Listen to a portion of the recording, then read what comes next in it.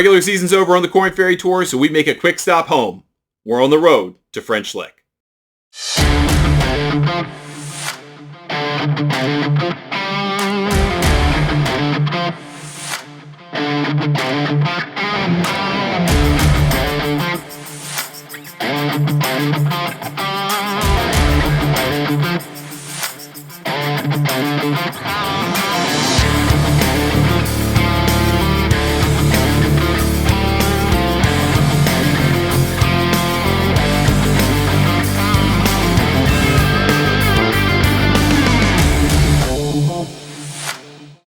Hello and welcome once again to the Road to French Lick, a show chronicling the Corn Ferry Tour. I'm Ryan Balgi. Thanks for watching this week.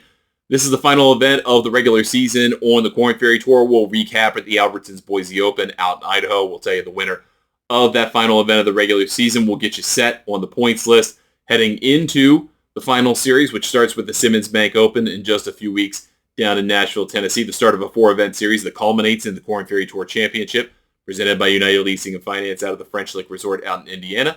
Then we'll take you to our recent visit there for Liberty Credit Union Media Day and all of the luminaries and players that we talked to in getting ready for the tournament that's just not too far from now in that early portion of October out at the Pete Dye course. But first, let's start with a recap of the Albertsons Boise Open, played once again at Hillcrest Country Club out in Boise, Idaho. This tournament has been a part of the various machinations of this tour for nearly 40 years at this point. And Hillcrest has been a longtime host of the tournament. It's a par 71, seen 59s in the past on the schedule. It has been home to the first event on the Corn Ferry Tour Finals for a long time running, but it stepped out of that position into the final regular season event starting this year. That didn't mean that there wasn't any drama. The end turned out to be a one-shot victory for Emilio Gonzalez, who's played great throughout the entire season, but had yet to win on the Corn Ferry Tour. He earns $180,000 from the $1 million purse. He gets 500 critical Corn Ferry Tour points at the last regular season post on the year. He did it with a final round 61 to get to 22 under 262. He opened the final round with an eagle 2 on the par 4 at first. He then made birdies on the back-to-back par 5s, the second and the third, before dropping a shot at the fourth. His only drop shot of the day, circles the rest of the way, 5 more birdies, and then an eagle on the par 3 or par 5 16th, making that critical 3. That was part of a sandwich with birdies on 15 and 17, his last birdie, and that was the margin that got him to the one-shot victory over Jeffrey Kang, who finished at 21 under par. Tied for third place was longtime PGA Tour player Russell Knox, who's been playing pretty well in the Corn Ferry Tour schedule this year, and Adrian Dumonte-Chassard, who shot a 59 earlier in the year and was a recent guest on our show. But the man of the hour is Emilio Gonzalez. So let's hear from the champion of the Albertsons Boise Open. Yeah, absolutely. As I said earlier, I had never won as a pro. I mean, the only other win I won was in first stage and second stage of Q school. Never something that gave me not even a check or or any sort of just kind of make me advance to final stage of Q school. But it's still really cool to finally get it done, especially here in Boise after a long summer. Just capping this off, and yeah, just super special. You said this course reminds you a bit of your home course. What is your home course, and what about it are similar? Yeah, my hometown is San Miguel de Allende. It's a golf course called Club de Golf Malanquin. It's very similar. It's short and tight, narrow fairways. There's not as much elevation, but the greens have the same type of grass. It's up in elevation. So I grew up in something really similar. It wasn't a big adjustment for me to adapt to the altitude, the golf ball going too much further.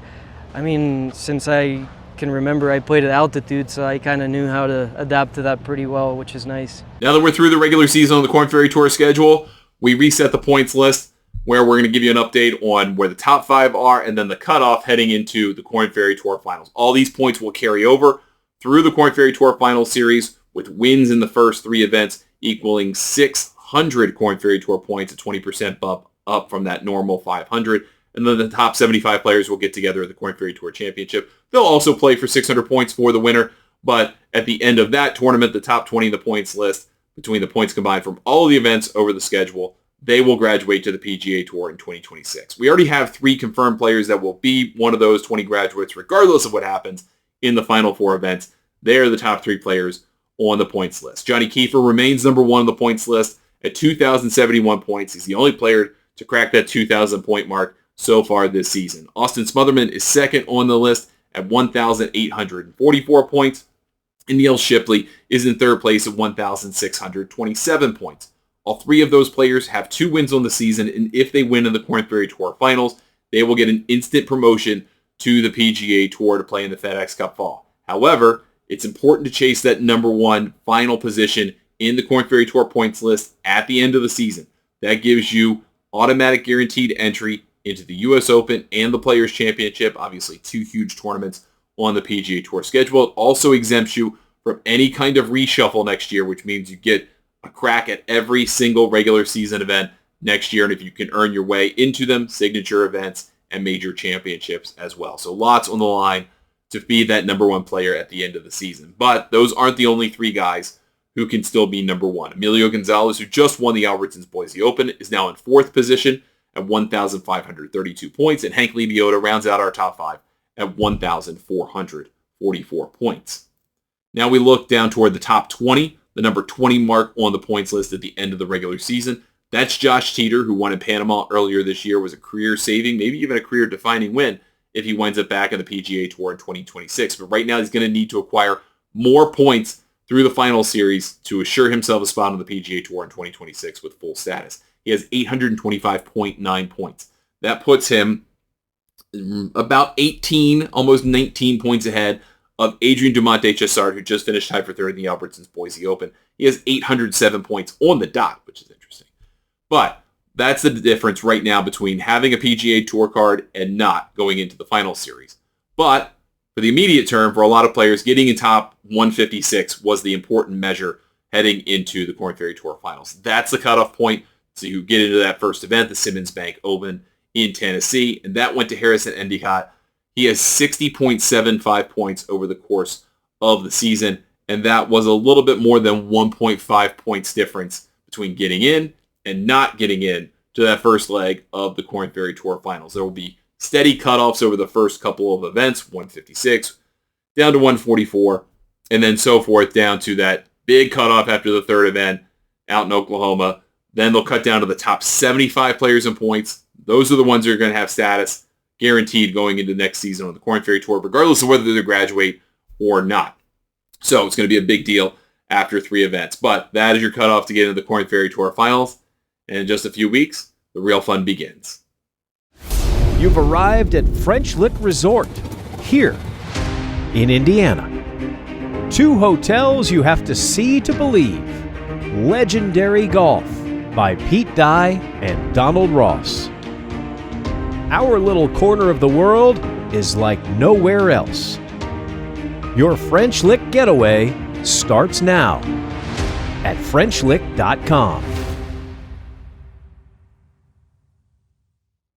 Just last week, we were out at the French Lick Resort in Indiana for Liberty Credit Union Media Day for the Korn Ferry Tour Championship presented by United Leasing and Finance. It's an opportunity for the media and luminaries in the community to play the Pete Dye course as a preview for the tournament. It was a great day, beautiful weather, wonderful temperatures to be able to hit the long ball out there on the Pete Dye course, which will prove once again to be probably the greatest test on the Korn Ferry Tour that the players will see in 2025. Throughout the course of that media day, we heard from a variety of stakeholders who are important to the tournament, including the folks from Golf Gives Back, the charitable arm that helps with the tournament, as well as Building Blocks. It's the primary beneficiary of the charitable efforts of the tournament and their work in early childhood education, which is so important. We heard from Steve Ferguson, who's the chairman of the Cook Group, who talked about the importance of this tournament for the area, for the children who are going to be beneficiaries from Building Blocks, and so much more. And then we also heard from Joe Weiler, who is a French Lick Resort staffer. He's an Indiana native, and he's currently number 77 on the Korn Ferry Tour points list. He hopes to be one of the players in the top 75 come the Korn Ferry Tour Championship, and he's going to get an open shot at all 3 of the first 3 finals events. We talked to him about going into the finals, what he's looking forward to, being an Indiana native, having the opportunity to potentially play for a PGA Tour card in his home state, his experiences at the French Lick Resort, talking to other Indiana natives who have seen success on the Korn Ferry Tour and the PGA Tour, and so much more. Welcome back to Southern Indiana. Tell us a little bit about your experiences here at the French Lake Resort and what it means to have the Korn Ferry Championship presented by United Leasing and Financing here in Southern Indiana. Yeah, it's super cool for me. I think when we talk about it throughout the year that the last event's in Indiana, and it doesn't really hit home for me until we get here. And I think it's just cool that the tour that I play on throughout the year just has its championship only an hour from home. And I think it's just good for Southern Indiana to have it, and just the number of people that come out and watch and get to showcase an amazing golf course. So growing up in Bloomington, would you, as a kid, come down to the French Lake Resort? Yeah, I came down here. Yeah, I would come down here a good bit, and then I wouldn't play much golf here, but I would come down to the resort quite a few times, and we'd just spend a weekend here. Or we would, I'd go with a buddy, and we would just go down to the resort. We'd go to the pool, and we would hang out and go to the bowling alley, to the lanes down there in the bottom of the resort. We would do a lot of things down here. So it's a cool place to get away from Bloomington really quickly and feel like you're on a small little vacation. So the second week of October, the Korn Ferry Championship will be here. We're green now. We're in the heart of the end of the summer coming up, dog days. What are the fall colors going to be like out here? Oh yeah, I think especially with a week later, you're going to get a little bit more color over the trees here, and I think it's pretty picturesque, and you're going to get the orange and the red and the yellow, all the colors on the trees that you just see for miles and miles.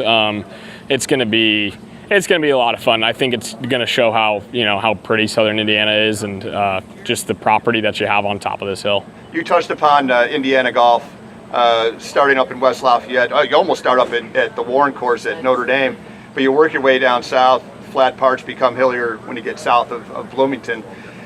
How has Indiana golf been put on the map, not only through hosting here, but what do your peers think of Indiana golf? Yeah, I mean, I've heard way more people coming here in the last couple of years for destination trips or boys trips, and just the circuit of courses that you can play down here at the price that you can. I mean, you can't beat some of the courses down here with all things considered. I think with the French Lick and Jasper and Evansville and over even just outside of Louisville, I mean, the terrain and the courses that you get are second to none, and I think that thankfully we're starting to see that more people are coming here, and peers love it. They just like the landscape of it all, and it's different. It's just a treat to be able to play. We also heard from Ron Romaine, who's the executive chairman of the United Companies of United Leasing and Finance fame, folks who are the presenting sponsors of the Korn Ferry Tour Championship, whose name we mention each and every week when we do this show. Ron's commitment to the tournament is steadfast and has been wonderful, and he's been great since the tournament has moved into the French Lick Resort, with this being the second year for the tournament. So here's Ron Romaine. Jack talked a lot, too, about the impact of the nonprofits. And Alicia, we've worked together for probably 10 years or so on a lot of different projects, and it's thrilled to see what we've been able to do up here in Orange County and some element of support for early childhood education. That's the broader mission, is to try and raise as much money as we can for early childhood education in Southwest Indiana and even the state more broadly. There's also an economic impact of an event like this. We engaged the University of Southern Indiana to do an economic impact study, and we received that after last year's event. It's about $10.5 million in economic impact for the state of Indiana, and certainly for Southwest Indiana. So we're very, very proud of that part of it as well, and the recognition it brings to our part of the world. There's a special person that I want to acknowledge in my remarks, and that is Steve Ferguson. And he won't like this, and I'm going to acknowledge Steve, but were it not for him and Joe and a few other members on his team, we would not be here today. In fact, I'm not sure we would have a tournament here today. And French Lick Resorts, Steve Ferguson individually. Steve Ferguson has committed personally to this tournament and just offered so much more than just allowing us to use the venue He's supported Building Blocks. Steve, I can't thank you enough. I'm not sure where he's disappeared to, but I hope he's still, yeah. Steve, thank you so much from the bottom of my heart. Appreciate it.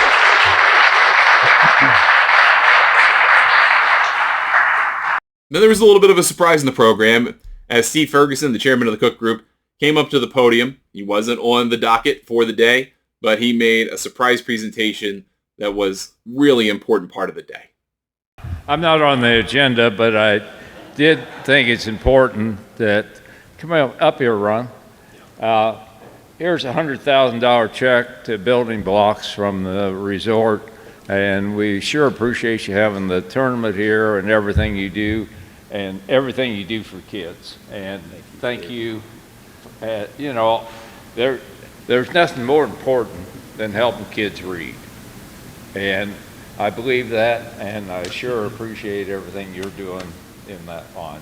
Thank you, Ron. Steve. Thank you so much.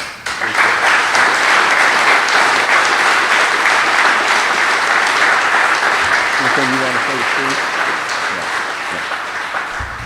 Steve, we appreciate Building Blocks did not expect this. We are eternally grateful. We will be good stewards of the dollar. My passion is literacy, making sure that the path starts strong from the beginning. That's great. I will tell you, this is a surprise. $100,000 just fell in our lap. So that's going to make the amount, maybe you're going to say something, Jack. I'm going to steal your words. But this is over $250,000 now we're going to have directly towards Building Blocks, not $150,000. So, wow. Thank you, guys. Appreciate that.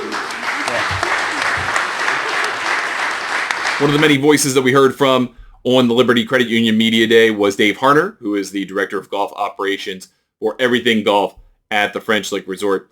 Dave talked about everything happening with the tournament setup, getting ready for hosting a very significant event in professional golf, and what it means to the resort and the community as well.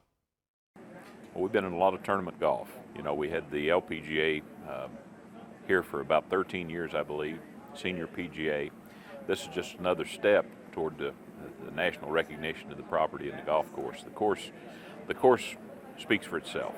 You know, I looked at the scores from past Korn Ferry Championships, and, you know, we were one of the highest winning scores this past year. So, and, you know, it was a relatively calm week. We didn't have a lot of wind. We didn't have a lot of weather. So I think it could really complicate things should we get that gusty wind and fast, dry conditions. Did you see this coming? The success of this place? Well, I always hoped it would come. You know, I think people in the beginning thought, you know, those guys are crazy. You know, that's a high-end golf course out in the middle of nowhere. And then we discovered that we're really in the middle of everywhere. So it's worked out. And, you know, we're a regional destination, and now we're national.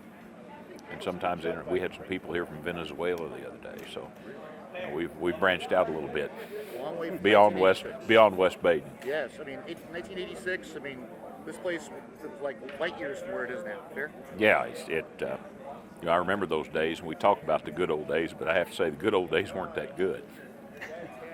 And now? Now it's where it needs to be. We keep progressing. You know, we're under construction with another golf course, and that's going to be fun to see develop and open. That'll do it for us this week on the road to French Lick. We appreciate you watching. We have a few week break here on the Korn Ferry Tour schedule, but things resume with the Simmons Bank Open down in Nashville, Tennessee, benefiting the Snedeker Foundation. It's the first of 4 Korn Ferry Tour Finals events, opening with the top 156 players in the standings, qualifying all the way down to the 4th and final event of the finals and the final event of the season, the Korn Ferry Tour Championship, presented by United Leasing and Finance, played on the Pete Dye course at French Lick Resort out in Indiana, reserved for the top 75 players in the standings at the end of the first 3 events of the finals. For Brendan Sweeney and everyone at the French Lick Resort, I'm Ryan Ballingy. Thanks so much for watching. We appreciate it. We'll see you soon in the finals on the road to French Lick. French Lick, Indiana, our little corner of the world, has big things waiting. It's where legends were made, on the court and on the course. Walter Hagen, Colin Montgomery, Betsy Rawls, and Mickey Wright. It's where life is lived to the fullest, and where unexpected adventures are around every corner. Big things are waiting. Are you in? Visit FrenchLick.com and start your escape here in Indiana.